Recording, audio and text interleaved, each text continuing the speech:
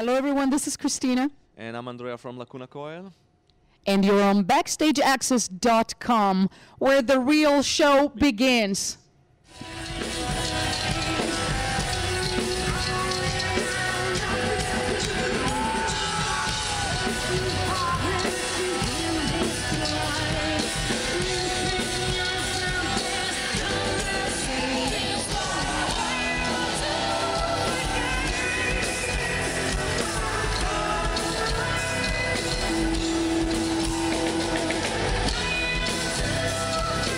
BackstageAxxess.com. We're here at Coliseum, and we're here on the Gigantour with the opening band Lacuna Coil, and we're here with the lead vocalist from Lacuna Coil. You guys want to introduce yourselves? Christina.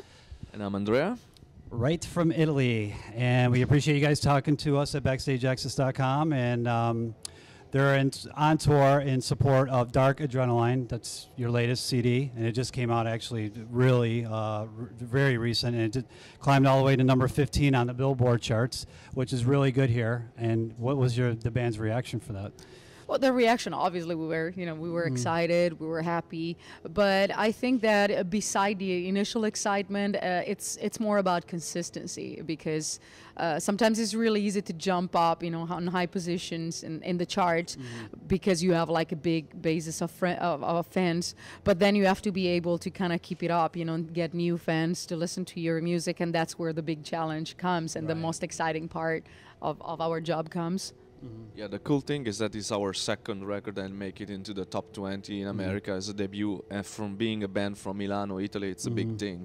Not many bands from Italy have actually done that. So it's something that we're really proud of, and we never thought it was possible when we started the band. And like you were saying, Cristina, just doing like a tour like this Gigantour, it's good to get exposure to a different audience like Motorhead and Megadeth. Obviously, it's a little bit different than when you guys are kind of playing in front of, for the most part. Yeah, and it's fun, to be honest, because I didn't know what to expect from this tour, because obviously the exposure is great, but to play in front of fans of such big established bands was something weird, because they play a completely different type of music from the music we play. Right. So I really didn't know how the crowd would react to our music. But every night is a success, and everybody's like cheering up and just like jumping and headbanging and showing appreciation. So this is great for us. And take us like in the creative process of Dark Adrenaline. I feel that for me that this album's a little, even though you guys kept the dark and heavy is there, it's more melodic than the past. Is that something that the band try to be a little bit more conscientious of, or is it something that just kind of the process just happened to be that way? I think that in general we've been working a lot on the vocal lines, so we've been focusing on every single part from the verse to the choruses, and change them a lot of times and make the best arrangement, using the two vocals in different ways, like trying to really find the best spot for everybody. And that's probably why maybe you notice that there is a more developed kind of vocals. I think we've always been quite melodic as a band. We always had big choruses or ballad songs, so we always had also a lot of melody in our music. But in general, this time we've been really pre-production. We've been working very hard on the vocals, and I think that's the main difference probably compared to the past. Okay, yeah, and you could definitely notice it in like the recording process, like I was saying earlier. How long does it take for you guys to put a record together, and like how do ideas come together for songs? It depends from record to record. This record started, the songwriting started end of January last year. And it took about like 4 or 5 months to put everything together, because we usually don't write on the road, but we collect ideas. Each one of us has a computer or a phone where you can actually record any ideas you can have. You can record anything nowadays, so it's very simple. And then when we're home in our environment and when we feel more comfortable, we just like close ourselves either in the practice room or like in Marco's basement, and that's where he has a studio. Marco's our bass player, and so yeah, it took like 4 or 5 months to put everything together, and like a month and a half to actually record the album in between Milano and Los Angeles. We did all the music in a vintage studio, which is very famous in Milan, where we live, and we did all the vocals and the arrangements in Los Angeles. And how, like, for the song arrangements, as Andrea was taking, like, how does that all come together? How did you guys, like, you know, how does the songwriting process go for you guys? Usually, it's the music comes first. Like it's either Marco, the bass player, or the guitar players that comes with some ideas or parts. Then they turn into demos, very basic demos of songs, and then they pass it to me and Cristina, and we work our ideas separately. And then only when we start to have a few ideas that we think were good, then we meet all together, especially with Marco, which is kind of the inner producer of the band, and then we turn them into Lacuna Coil songs, you know, and we exchange the ideas. And sometimes an idea that started from me then is going to be Cristina's vocals, or the other way around. And in general, it's very important to work together, because we like to exchange opinion and to really have the best part for each part of the song, like the best chorus, the best verse. And sometimes we have a verse which is really strong, and then we turn it into a chorus, and make another song out of that, and then change the old ones, you know. So from one song you can have actually 3 that comes out, because you work the different ideas, you know. It's very important to brainstorm together and really feel the best for the song, you know. And we always work for the songwriting, and not really to be, for example, in our case, we don't have to be 50% all the time, you know. It can be some more of one of us in one of the song, or the other way around. It depends from the best result we want to have. And you just heard it here, the inner workings of Lacuna Coil. That's pretty cool. You guys did the cover of REM's "Losing My Religion," and why that song? Did you guys choose to do that? So I know you guys did the cover on the last CD, Depeche Mode, but why REM this time around? Well, it's cool that you mentioned "Enjoy the Silence," because actually that's where the "Losing My Religion" name came out first. Because when we did "Enjoy the Silence," we consider other songs to cover, and the REM song was in between, you know, the roses of the names. And we decided to do it now because it was fitting perfectly with Dark Adrenaline, with the Dark Adrenaline theme.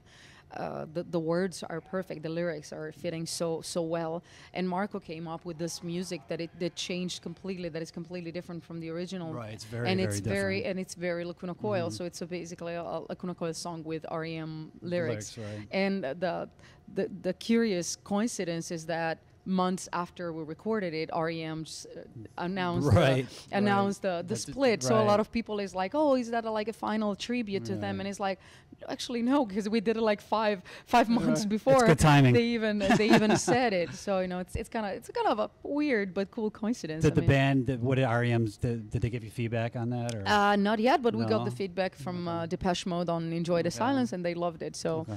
Who knows? Well, maybe REM will listen to it and they will love it or hate it. Who knows? You guys have a lot of material, 6 studio albums, 2 EPs, and for a tour like this that you guys are an opening slot, you're not doing too many songs. How do you gather songs together? How do you pick the list to do, like, for something like this? Yeah, basically we play 6 songs, so it's 3 new songs from the album, including the new single "Trip the Darkness," and then 3 of the older songs that fits well with the mood of the new ones, you know.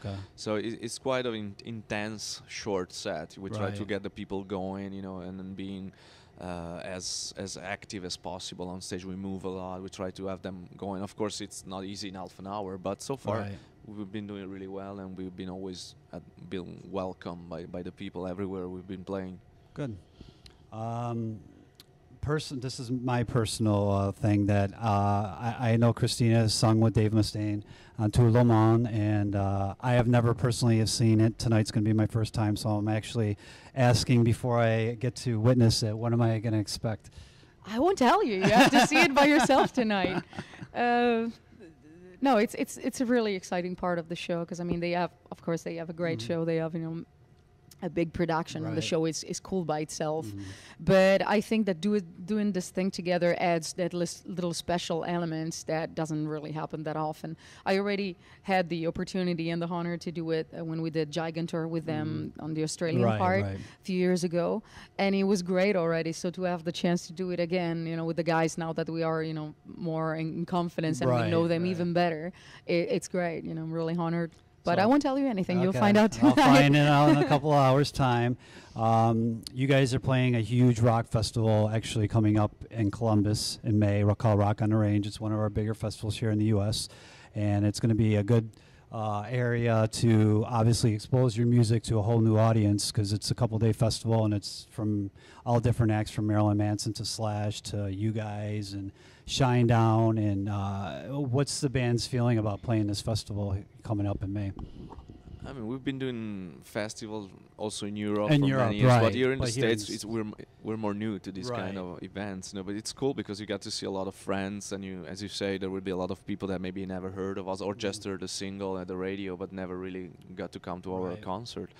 So it's great. I mean, the more we can have this kind of chances, the better for us, because we can promote in front of new crowds, you know. So it's gonna be fun, and we're gonna see a lot of the bands that we've been touring with or that we don't see for a long time because of past touring. So it's gonna be great. I mean, and it's also interesting because a lot of people might have heard of Lacuna Coil, but once you have the chance to actually perform live, a lot of people that might have said, I don't know, Lacuna Coil, I don't know, I heard the name, but I don't, they are really impressed by the show. So we're definitely, you know, ready to go there and kick some asses.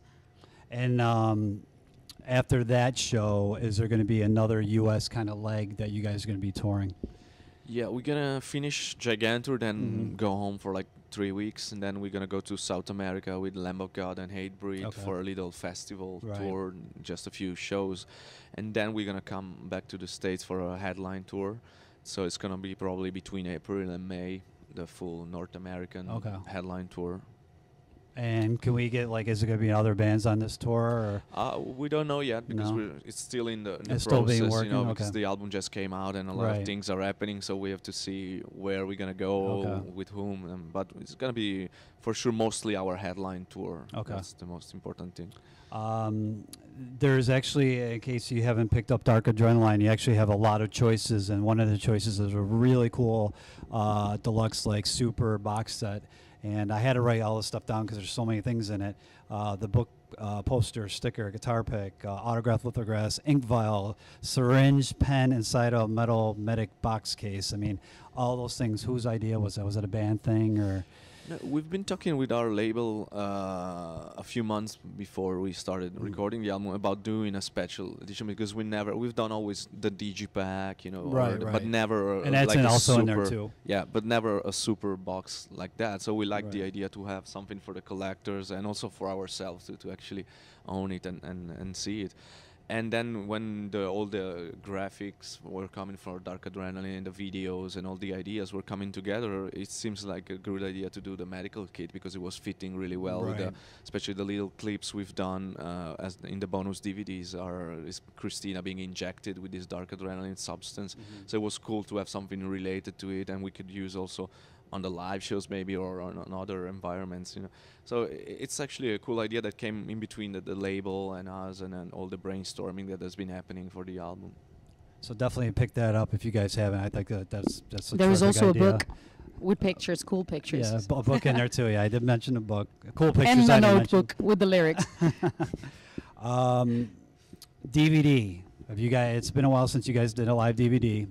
When's the next time, or is there an idea possibly about doing another one? I don't know, because, I mean, we like DVDs, but we also like DVDs that are offering something special, something more than the usual one-of-a-kind concert, because usually whoever picks a DVD of a band have seen the band live, no matter what. There might be an extra little something, but I think that it's more interesting to give more of the backstage, for example, things that people will never get the chance to like these guys.